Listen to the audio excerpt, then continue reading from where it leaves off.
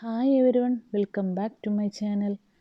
ഇന്ന് ആവിയിൽ ഉണ്ടാക്കാൻ വേണ്ടിയിട്ട് പറ്റുന്ന ഒരു അടിപൊളി ഡിഷുമായിട്ടാണ് ഞാൻ വന്നിട്ടുള്ളത്.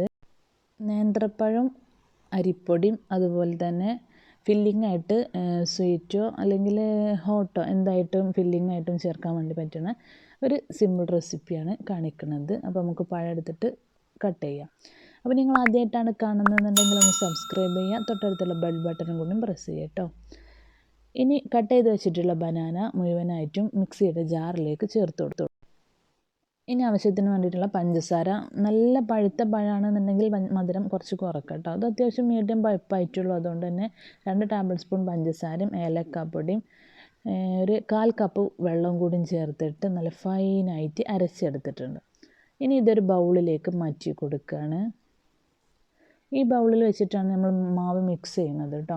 ഒരു ഡോ രൂപത്തിൽ ഈ മാവിനെ നമുക്ക് മാറ്റിയെടുക്കണം. അതിന് യൂസ് ചെയ്യുന്നത് അരിപ്പൊടിയാണ്, സാദാ അരിപ്പൊടി. അതായത് നമ്മൾ പത്തിരിക്കും ഇടിയപ്പത്തിനൊക്കെ യൂസ് ചെയ്യണ പത്തിരി പൊടിയില്ലേ, അരിപ്പൊടി, അതാണ് ഉപയോഗിക്കുന്നത്. അതായത് പുട്ടുപൊടി അതൊന്നും അല്ല എന്നാണ് അർത്ഥം.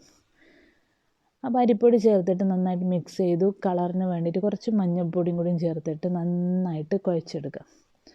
നല്ല ഫൈനായിട്ട് നല്ല ഡോ രൂപത്തിൽ. അപ്പോൾ ലൂസ് കൺസിസ്റ്റൻസി തോന്നുകയാണെന്നുണ്ടെങ്കിൽ കുറച്ച് കൂടി പൊടി ആഡ് ചെയ്താൽ മതി. അപ്പോൾ ഇതാ നല്ല കറക്റ്റ് പരുവത്തിൽ കിട്ടിയിട്ടുണ്ട്. നല്ല കുഴച്ച് നല്ല സൂപ്പറാക്കി എടുത്തിട്ടുണ്ട്. ചെറിയ ഒരു ഒട്ടൽ കയ്യിന് തോന്നും, ജസ്റ്റ് വെള്ളമോ അല്ലെങ്കിൽ ഒരു എണ്ണ കയ്യിൽ ചേർത്ത് കൊടുത്താൽ മതി. ഇനി ഒരു പാൻ അടുപ്പിൽ വെച്ചിട്ടുണ്ട്. 2 ടീസ്പൂൺ നെയ്യ് ഒഴിച്ച് കൊടുത്തു. അതിലേക്ക് ചിരകിയ തേങ്ങയാണ് ചേർത്ത് കൊടുക്കുന്നത്. ഞാൻ സ്വീറ്റ് ഫില്ലിംഗ് ആണ് ചേർത്ത് കൊടുക്കുന്നത്. നിങ്ങൾക്ക് ഇനി നല്ല എരിവാണ് വേണ്ടതെന്നുണ്ടെങ്കിൽ നമ്മൾ സമൂസക്കൊക്കെ മസാലകൾ റെഡിയാക്കൂല, അതുപോലെ ചെയ്തെടുത്താലും മതി.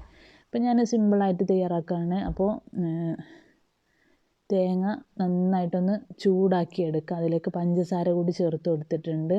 ഇത് നന്നായിട്ട് വറുത്ത് കിട്ടൊന്നും വേണ്ട, കുറച്ച് ഉണക്കമുന്തിരിയും കൂടി ചേർത്ത് കൊടുത്തിട്ട് നന്നായിട്ടൊന്ന് ചൂടാക്കി എടുക്കുക. ആ പഞ്ചസാര ഒന്ന് മെൽറ്റായി കിട്ടണം. അതുപോലെ തന്നെ ഈ തേങ്ങയിലുള്ള ചെറിയ വെള്ളത്തിൻ്റെ അംശങ്ങളൊന്ന് പോയി കിട്ടണം, അത്രേ ഉള്ളൂ. ഇനി കയ്യിലൊന്ന് എണ്ണ പുരട്ടിയിട്ട് നമുക്ക് ചെറിയ ബോൾസ് ആക്കിയിട്ട് നമുക്ക് ഇഷ്ടമുള്ള ഷേപ്പിൽ നമുക്കൊന്ന് പരത്തിയെടുക്കാം. ഫില്ലിങ് വെച്ച് കൊടുക്കുക, നേരെ റൗണ്ട് ചെയ്യുക. ഞാനിപ്പോൾ റൗണ്ട് ഷേപ്പിൽ, കട്ലറ്റ് ഷേപ്പിലാണ് ചെയ്തെടുക്കുന്നത്. നിങ്ങൾക്ക് ഏത് ഷേപ്പിലാണോ ഇഷ്ടം അതുപോലെ ചെയ്തെടുക്കുക കേട്ടോ. സ്ക്വയർ ഷേപ്പിൽ, അതല്ലെങ്കിൽ സമൂസേൻ്റെ ഷേപ്പിൽ, ഏത് ഷേപ്പിലും കഴിയും. നല്ല സോഫ്റ്റ് ഡോ ആണ്.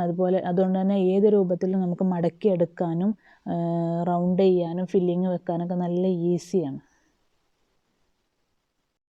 പിന്നെയെന്ന് പറഞ്ഞാൽ നല്ല പഴുത്ത പഴമാണെന്നുണ്ടെങ്കിൽ, അതായത് നമ്മൾ വീട്ടിൽ കറുത്ത പഴങ്ങളൊക്കെ ഉണ്ടാവില്ലേ, കുറേ ദിവസം വെച്ച് നന്നായിട്ട് പഴുത്ത പഴമൊക്കെ ആണെന്നുണ്ടെങ്കിൽ അത് നല്ലൊരു ടേസ്റ്റും ഒക്കെ ഉണ്ടാകും. അതല്ല നന്നായിട്ട് പഴുത്തിട്ടില്ല എന്നുണ്ടെങ്കിൽ ആ ഒരു കറയുടെ ചുവ അത് പെട്ടെന്ന് വരും. ഇതിന് മുകളിൽ ചെറിയൊരു അണ്ടിപ്പരിപ്പും കൂടി വെച്ച് കൊടുത്തിട്ട് ജസ്റ്റ് ഒന്ന് പ്രസ് ചെയ്ത് കൊടുത്തിട്ടുണ്ട്, കാണാനുള്ള ഭംഗിക്ക് വേണ്ടി മാത്രം. ഇതുപോലെ നമുക്ക് മുഴുവനായിട്ടും ചെയ്തെടുക്കുക. നമ്മൾ പരത്തിയെടുക്കുമ്പോൾ തിന്നായിട്ട് പരത്തുക, എന്നിട്ട് ഫില്ലിങ് വെച്ചിട്ട് ഇതുപോലെ നന്നായിട്ട് റോൾ ചെയ്തെടുക്കുക. അതല്ല നല്ല തിക്കാണെന്നുണ്ടെങ്കിൽ ഫില്ലിങ് ഉള്ളിലും നല്ല കട്ടിയുള്ള പുറം ഭാഗം, അപ്പോൾ വലിയ ടേസ്റ്റ് തോന്നുന്നില്ല.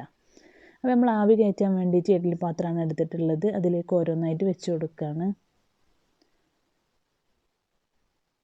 ആവി കയറ്റി എടുക്കാനും തന്നെ നല്ല ഈസിയാണ്. ഇനിയിപ്പോൾ ഇങ്ങനെ തന്നെ വെക്കണം എന്നില്ല, നേരെ ഒരു ട്രേയിലേക്ക് വെള്ളം വെച്ചിട്ട് അതിൻ്റെ മുകളിൽ സ്റ്റീമിങ് ചെയ്തെടുത്താൽ മതി. അതും തമ്മിൽ ഒന്നുമില്ല.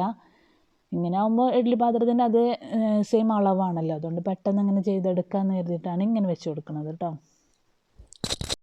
ഇനി ഇഡ്ഡലി ചെമ്പിൽ വെള്ളം വെച്ചിട്ട് തട്ടതിലേക്ക് ഇറക്കി കൊടുക്കുകയാണ്. ഒരു 3 വിസിൽ, ഇത് വിസിൽ വരുന്ന ഒരു ടൈപ്പാണ് കേട്ടോ. അതിൽ വിസിലടിക്കും. ഒരു 7 മിനിറ്റാണ് ഇങ്ങനെ വെച്ചിട്ടുള്ളത്. എന്നിട്ട് നന്നായിട്ട് ആവിയൊക്കെ ഒന്ന് പോയി വിസിലൊക്കെ ഒന്ന് അമർന്നതിൻ്റെ ശേഷമാണ് ഞാൻ ഇതൊന്ന് ഓപ്പൺ ചെയ്തിട്ടുള്ളത്. ഇപ്പോൾ ഇത് നന്നായിട്ട് വെന്തിട്ടുണ്ട്. മുകൾ ഭാഗമൊക്കെ നല്ല ഫൈനായിട്ട് വെന്ത് കിട്ടിയിട്ടുണ്ട്. അപ്പോൾ നിങ്ങൾക്ക് കാണുമ്പോൾ തന്നെ മനസ്സിലാവും നല്ല സോഫ്റ്റാണ്. അതുപോലെ തന്നെ നല്ല ചൂടോടുകൂടി കഴിക്കാനായിരിക്കും ഇത് അടിപൊളി ടേസ്റ്റ്. അപ്പോൾ നോമ്പ് തുറക്കണതിൻ്റെ കുറച്ച് മുന്നേ ആയിട്ട് വേവിച്ചെടുക്കുക. അതുപോലെ ഉണ്ടാക്കിയൊക്കെ റെഡിയാക്കി വെച്ചിട്ട് ആവി കയറ്റി എടുക്കുന്നത് നോമ്പ് തുറക്കുന്നതിൻ്റെ കുറച്ച് മുന്നേ. ഇനി വേണമെങ്കിൽ ഫ്രൈ ചെയ്തെടുക്കുകയും ചെയ്യാം കേട്ടോ. ഇങ്ങനെ ആവി കയറ്റിയതിൻ്റെ ശേഷം ജസ്റ്റ് വേണമെങ്കിൽ ഒന്ന് പാനിലിട്ട് ഫ്രൈ ചെയ്യാം. അപ്പോൾ താങ്ക് യു ഫോർ വാച്ചിങ്. അടുത്തൊരു വീഡിയോ ആയിട്ട് വീണ്ടും കാണാം. Bye bye.